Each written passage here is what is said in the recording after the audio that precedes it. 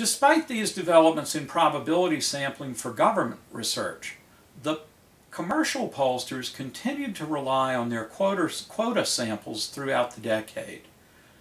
The division of program surveys played an important and visible role in the development and application of area probability sampling during the war. Starting in 1942, the division began to develop its own national probability samples, which were of great interest to the Bureau of Agricultural Economics. Lec04pt assigned the task of developing these probability surveys to Leslie Kish, who went on to be a major figure in survey sampling. I'm going to tell you a little of his biography just because it's irresistible. Leslie Kish was born in Slovakia, then part of the Austro-Hungarian Empire, in 1910. He emigrated with his family to the U.S. in 1926, speaking then some 300 words of English.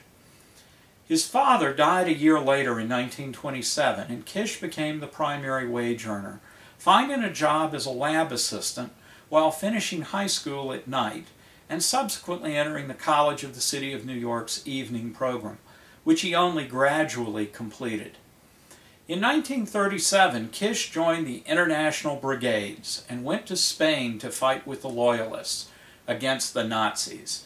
Returning to the U.S. in 1939, he finally finished his BA in mathematics in 1939 at the age of 29.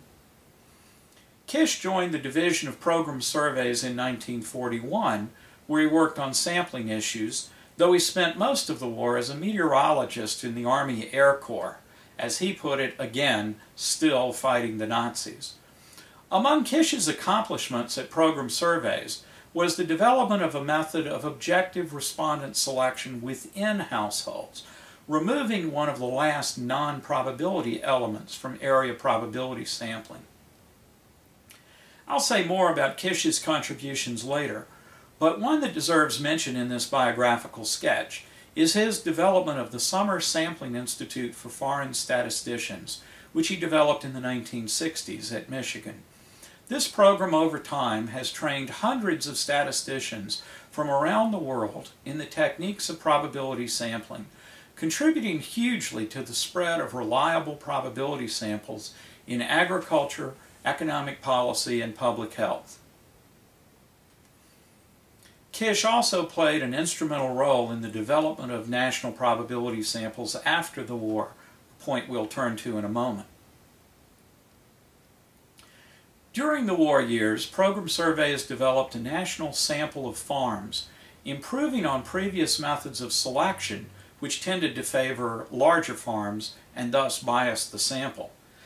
The most important long-term impact of the sampling work done by the program surveys folks was the development of an infrastructure for national area probability samples, including the sampling frames and the field staff to implement these surveys.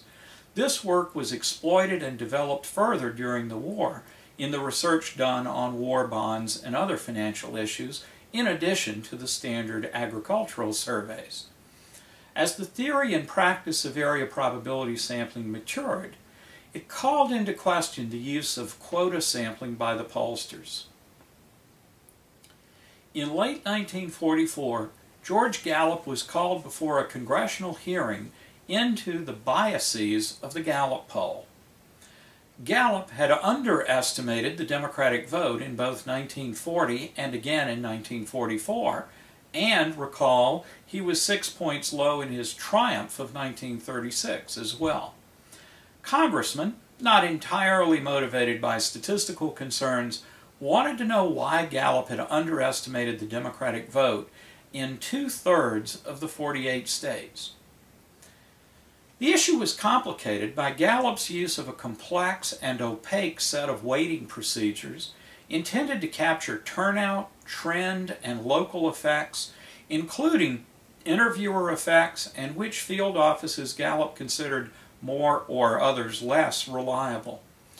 These weighting procedures were not disclosed in Gallup's reports and were too technical for easy explanation, and, I might add, were essentially ad hoc and empirical rather than based on sampling theory. The most damaging critique of Gallup, though, came not from the members of Congress, but from the technical staff of the committee. That technical staff included Morris Hansen from the census and Rensis Lickert from program surveys. The technical committee was quite damaging, focusing on the defects in Gallup's practices in terms of sampling method, sample size, interviewer training, field supervision, and the use of personal judgments in the signing of weights. As one scholar put it, the criticism, while not harsh, was, quote, unqualified, confident, and surely missionary in its intent. Hansen and Lickert had an agenda. That agenda was probability surveys, which they deeply believed in, and their report didn't mask those feelings. Gallup, on the other hand, felt that he received scant recognition for his innovations, and that the technical experts offered little understanding of the costs of converting to a full probability sample for the Gallup poll. The debate over quota versus probability sampling carried over into the pages of Public Opinion Quarterly, the leading journal of the field, where further doubts were raised over quota-based sampling methods. As the war ended, so did much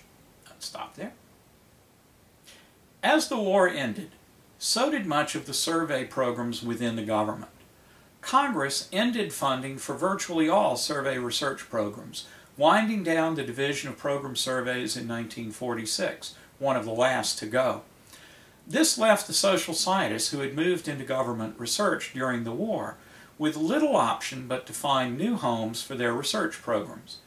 I will focus on arguably the most important of the post-war organizations, the Survey Research Center at the University of Michigan, but I want to at least mention the substantial contributions to social science and to survey research of other organizations. Most notably, the Bureau of Applied Social Research at Columbia and the National Opinion Research Center at Chicago. While the SRC at Michigan may have had a more substantial influence on some areas of survey research, I want to be clear that there were many contributors to survey research in the post-war period outside of Ann Arbor. Lazarsfeld's Bureau of Applied Social Research at Columbia was at the forefront of the study of elections, including a pioneering study of the dynamics of the 1940 presidential election, with fieldwork incidentally provided by Elmo Roper. Lazarsfeld and his colleagues interviewed and then re-interviewed a panel of respondents over 7 separate waves of interviews during the 1940 campaign. It was the first study to exploit repeated interviews to study change. Ironically, the study found relatively little change, perhaps not too shocking since Roosevelt was running for his 3rd term, but nonetheless confounding the original expectations of the study, which expected campaign, as they said, propaganda to play an important role. Instead, Lazarsfeld and his colleagues developed the notion of political predispositions, rooted in sociological characteristics. As Lazarsfeld famously put it, people are politically as they are socially.